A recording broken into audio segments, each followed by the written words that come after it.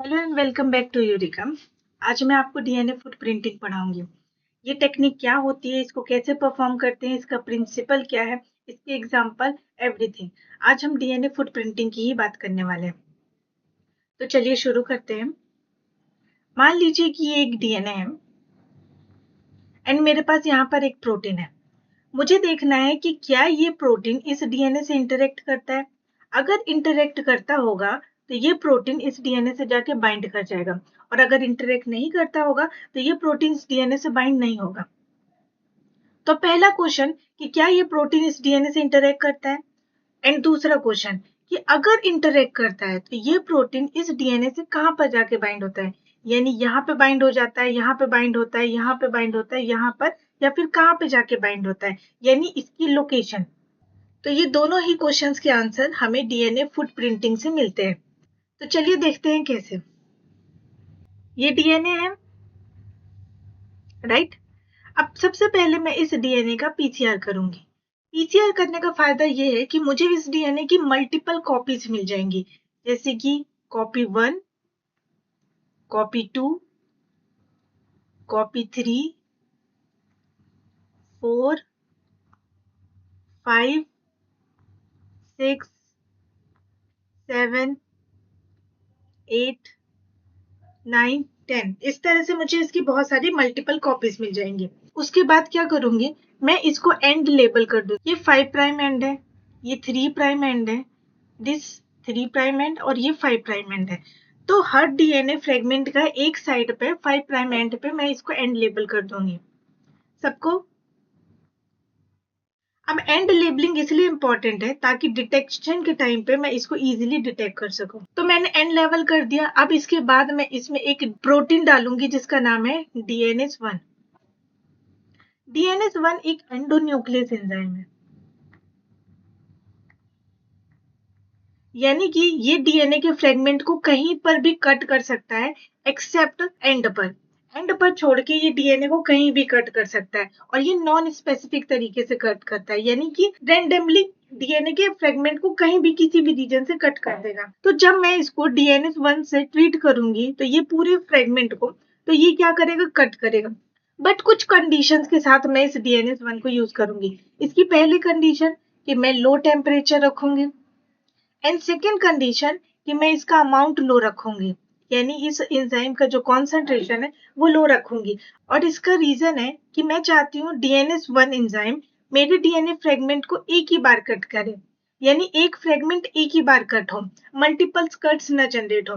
जैसे कि सपोज कि इस वाले डीएनए फ्रेगमेंट को इसने यहाँ से कट किया, इसको यहाँ पर, इसको यहाँ पर, इसको यहाँ पर, इसको यहाँ पर, इसको यहाँ पर, इसको यहाँ पर, और हो सकता है कि ये वाला जो फ्रेगमेंट है वो कट ही नहीं हुआ, कुछ इस तरीके से। तो जब मुझे ये इतने सारे फ्रेगमेंट्स मिल जाएंगे तो मैं इन सारे फ्रेगमेंट्स को जेल इलेक्ट्रोफोरेसिस पे रन करके देखूंगी इस तरीके से। तो मैंने ये सारे डीएनए फ्रेगमेंट्स को इस वेल में लोड कर दिया। अब यहाँ पर जेल इलेक्ट्रोफोरेसिस का प्रिंसिपल ये कहता है कि जो सबसे छोटा बैंड होगा वो मुझे नीचे मिलेगा, यानी डीएनए के सबसे छोटा जो फ्रेगमेंट होगा वो मुझे सबसे छोटा बैंड देगा, और वो मुझे यहाँ पे नीचे साइड मिलेगा। तो जैसे ये वाला बैंड जो है, देखिए ये वाला डीएनए का फ्रेगमेंट बहुत छोटा है, तो ये सबसे छोटा है, तो ये मुझे यहाँ पर मिल जाएगा।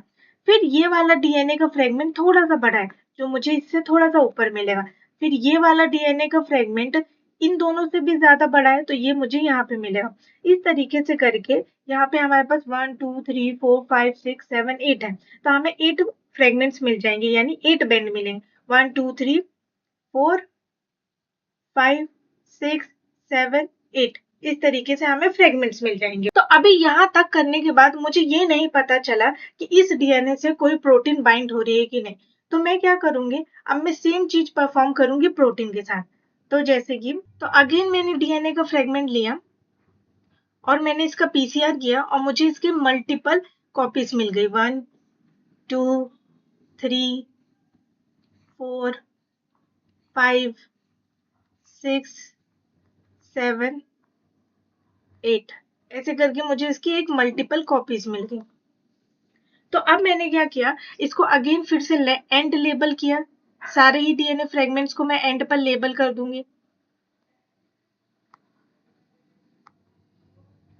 एंड इसके बाद अब मैं इसमें अपना वो प्रोटीन डालूंगी जिसका इंटरेक्शन मुझे इस डीएनए से देखना है। तो अगर ये डीएनए से इंटरेक्ट करता होगा तो ये किसी लोकेशन पे जाके बाइंड हो जाएगा। तो हम मान लेते हैं कि ये प्रोटीन इस डीएनए से इंटरेक्ट करता है और इसने यहाँ पर आके बाइंड कर लिया। तो यहाँ पे जैसे ही इसने बाइंड कर लिया, सारे डीएनए फ्रेगमेंट सेम है, एक ही डीएनए की मल्टीपल कॉपीज है, तो एक ही जगह पर एक ही लोकेशन पे ये प्रोटीन जाकर बाइंड कर लेगा। एंड इसके बाद मेरा नेक्स्ट स्टेप आता है कि मैं इसमें DNase1 को ऐड करूंगी। DNase1 एंजाइम है जो कट करेगा और कट करने के बाद वो हो सकता है कि इस डीएनए फ्रेगमेंट को यहाँ पे कट करे, इसको यहाँ पे कट करे, बट इसको ये यहाँ पे कट नहीं कर पाएगा क्योंकि ये वाला जो डीएनए का पोर्शन है, ये पोर्शन इस प्रोटीन से प्रोटेक्ट हो गया।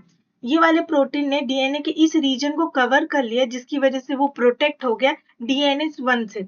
अब DNase1 इस रीजन पे तो कट नहीं कर पाएगा, लेकिन हो सकता है कि उसने यहाँ पे कट किया हो, फिर यहाँ पे कट कर दिया हो, फिर यहाँ पे कट कर दिया हो, यहाँ पे कट कर दिया हो, और ये वाले को हो सकता है उसने कट ही ना किया।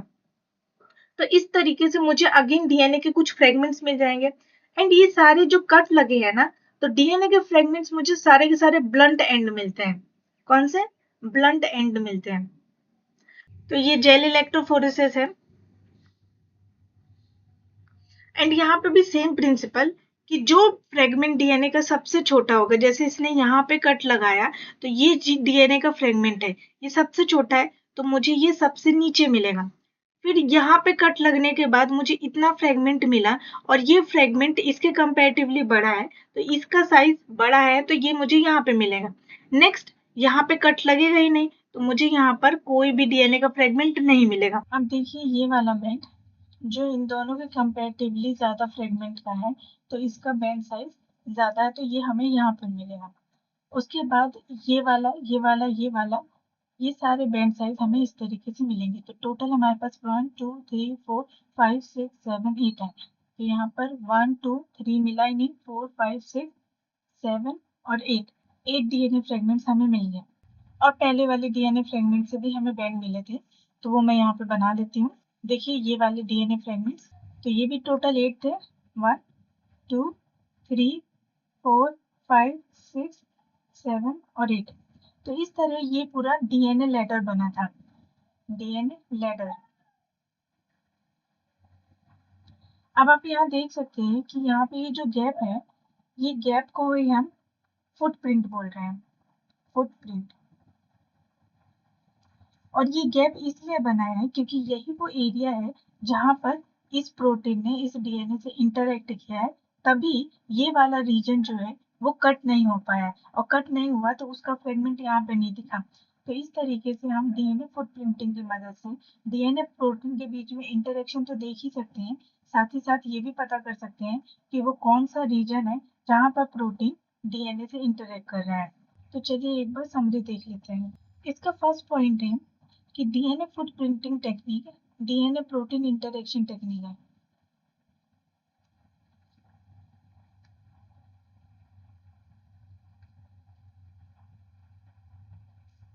और इसका सेकेंड पॉइंट कि ये DNA footprinting technique in vitro technique है। देखिए दो वर्ड होते हैं, एक होता है इन विट्रो एंड सेकेंड होते हैं इन विवो। इन विट्रो वो टेक्निक होती है जो हम लैब में परफॉर्म करते हैं, लैब कंडीशन में। इन विवो वो टेक्निक होती है जो हम लिविंग सेल के अंदर परफॉर्म करते हैं, इनसाइड लिविंग सेल। तो हम यहाँ पर इन विट्रो टेक्निक की बात करेंगे क्योंकि DNA footprinting technique in vitro technique है। नेक्स्ट पॉइंट इज कि DNA footprinting technique sequence specific technique है।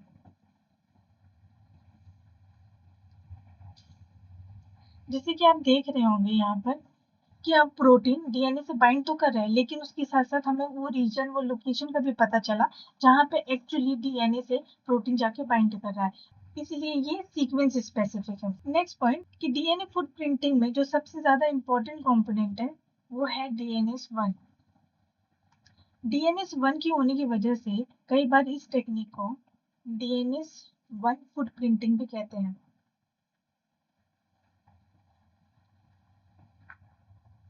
और डीएनए फुटप्रिंटिंग को हम लैब में परफॉर्म करते हैं और लैब में हम इसे ट्यूब्स में परफॉर्म करते हैं। जैसे कि ये जो पूरा हमारा एक्सपेरिमेंट था, मान लीजिए कि ये हमने ट्यूब 1 में परफॉर्म किया और ये वाला जो पूरा एक्सपेरिमेंट था वो हमने ट्यूब 2 में परफॉर्म किया। तो इस तरीके से हमारे पास दो ट्यूब्स हैं, ट्यूब 1 एंड ट्यूब 2। हम इनको नाम देते हैं A tube and B tube. तो ए वाली ट्यूब में हमारे पास डीएनए फ्रेगमेंट्स थे और बी वाली ट्यूब में भी डीएनए फ्रेगमेंट्स हैं।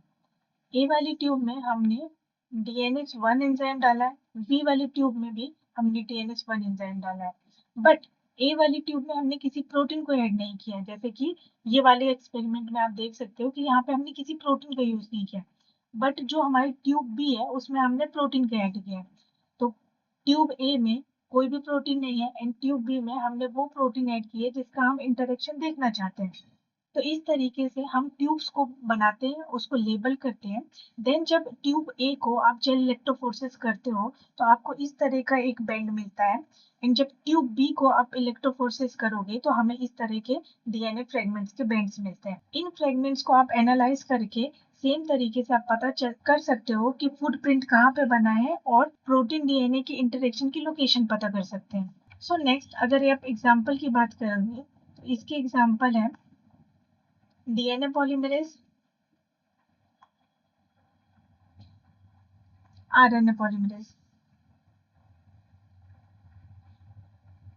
एक्सेट्रा। डीएनए पॉलीमरेज भी एक प्रोटीन है, आरएनए पॉलीमरेज भी एक प्रोटीन है। ये दोनों के दोनों जब डीएनए से इंटरेक्ट करते हैं यानी डीएनए से बाइंडिंग करते हैं तभी अपना फंक्शन को परफॉर्म कर सकते हैं। जैसे डीएनए पॉलीमरेज जब डीएनए से बाइंड करेगा तो वो रेप्लिकेशन करवाता है एंड आरएनए पॉलीमरेज जब डीएनए से बाइंड करता है तो वो ट्रांसक्रिप्शन करवाता है।